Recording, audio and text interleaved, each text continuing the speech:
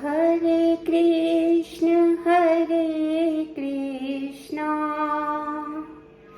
कृष्ण कृष्ण हरे हरे,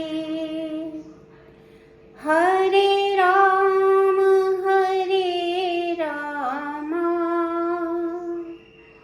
राम राम हरे हरे। हरे कृष्णा। सभी भक्तजनों को मेरा दंडवत प्रणाम। आज मैं जिस विषय पे आपसे वार्ता करूंगी वो बड़ा महत्वपूर्ण है। वास्तव में भगवान कृष्ण ने अपने मुख से उपदेश देकर न केवल अर्जुन को बल्कि समस्त कलयुग को एक ऐसा सुंदर उपदेश दिया है जिसके प्रत्येक शब्द में, प्रत्येक अक्षर में हमारे लिए कुछ न कुछ छुपा हुआ है।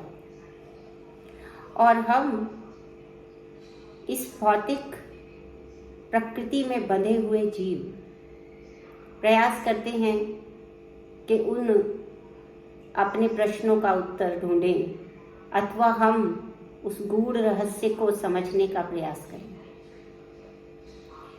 ऐसा ही एक प्रयास मैं कर रही हूँ और मैं बहुत अपने आप को सौभाग्यशाली मानती हूँ कि मुझे इस्कॉन संस्था के माध्यम से प्रामाणिक गुरुओं का संपर्क प्राप्त हो रहा है और उन्हीं के सानिध्य से यह प्रेरणा भी प्राप्त हो रही है कि मैं विषयों को समझूं और फिर उसको आप सबके सामने रखूं ताकि अधिक से अधिक लोग भगवान कृष्ण से जुड़ सकें और अपने संबंध को भगवान कृष्ण से स्थापित करने के प्रयास में लग जाएं और समाज में जो वास्तविक शांति है वो आ सके। तो आज हम जिस श्लोक पर वार्ता करेंगे वो भगवत गीता जी के अध्याय 3 का 41वां श्लोक है 41। और उसमें भगवान कहते हैं तस्मात् इंद्रियाण्य आदौ नियम्य भरत ऋषभ पापमानं प्रजहीहि एनं ज्ञान विज्ञान नाशनम। हरे कृष्ण। तस्मात् का अर्थ है इसीलिए।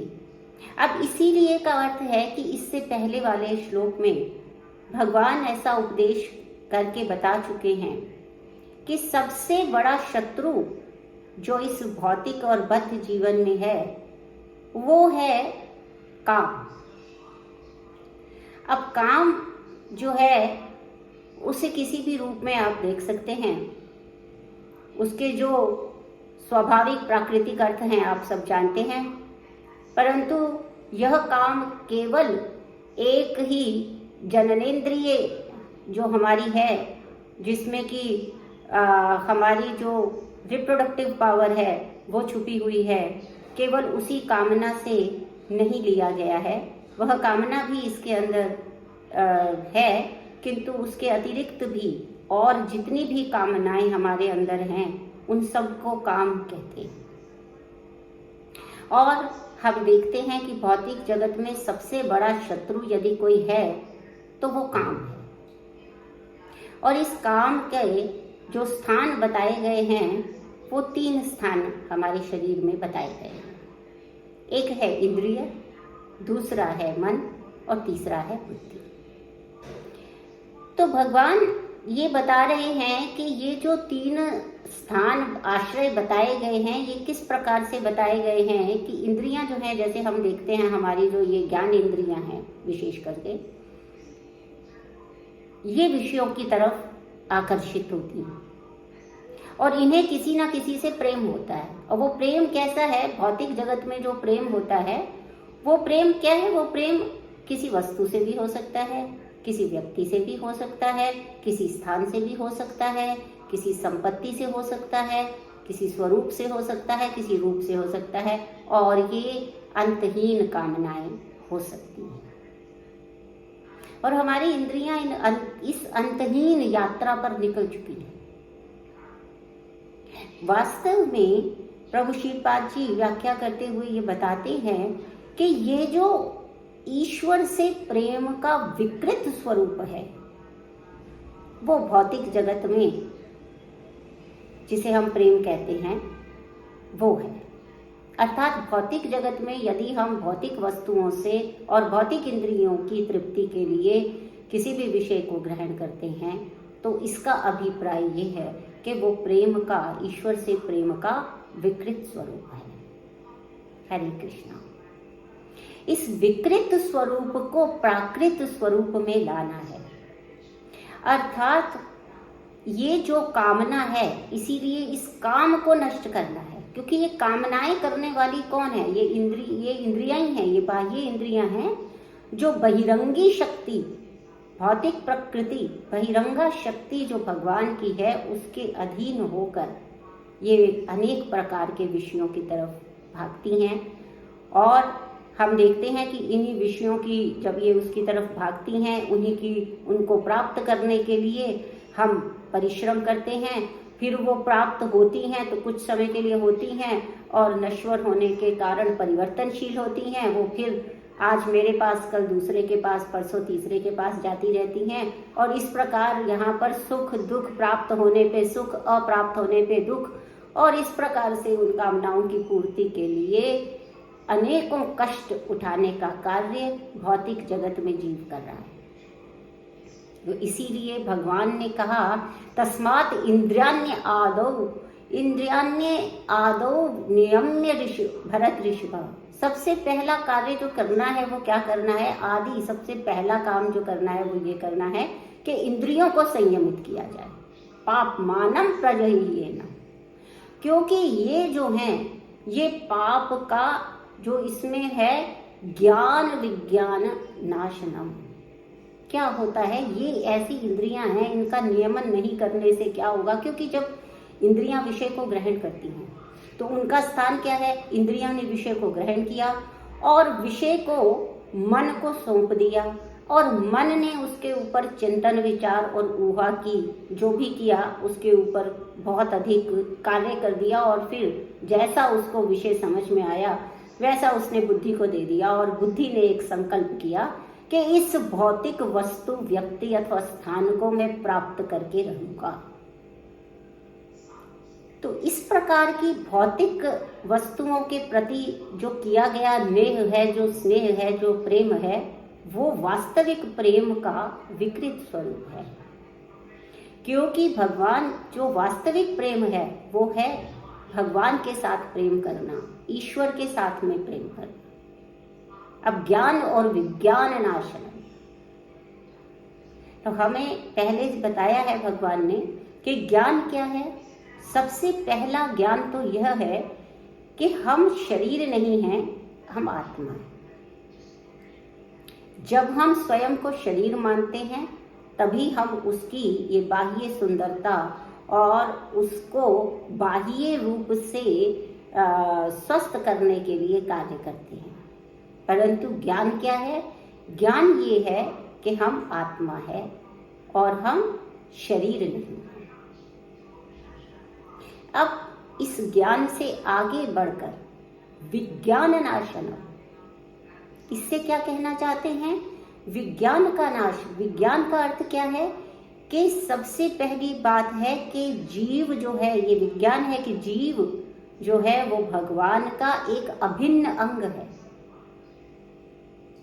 वो भगवान नहीं है क्योंकि उसके पास सीमित शक्तियां हैं और उसके पास जो भी शक्ति है वो भगवान की ही दी हुई है, परंतु वो है भगवान का अभिन्न अंग है। तो इस बात को समझना कि जीव भगवान का अभिन्न अंग है, और फिर दूसरा ये समझना कि परमात्मा के साथ में उसका संबंध क्या है।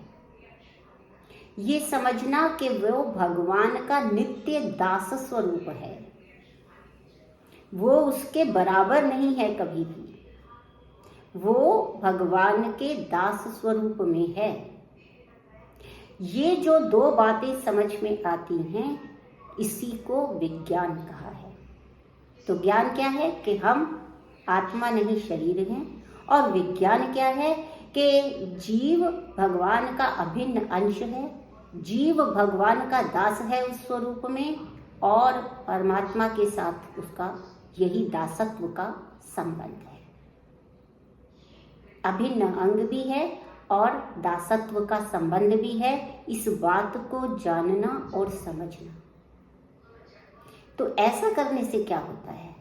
ऐसा करने से ऐसा होता है कि जिस प्रकार एक दास है, उसको सदैव इस बात का भान रहता है कि अगर उसको अपनी नौकरी सुरक्षित करनी है, अगर अपना मान सम्मान बढ़ाना है, तो क्या करना पड़ेगा कि जो स्वामी है उसकी संतुष्टि के लिए कार्य करो।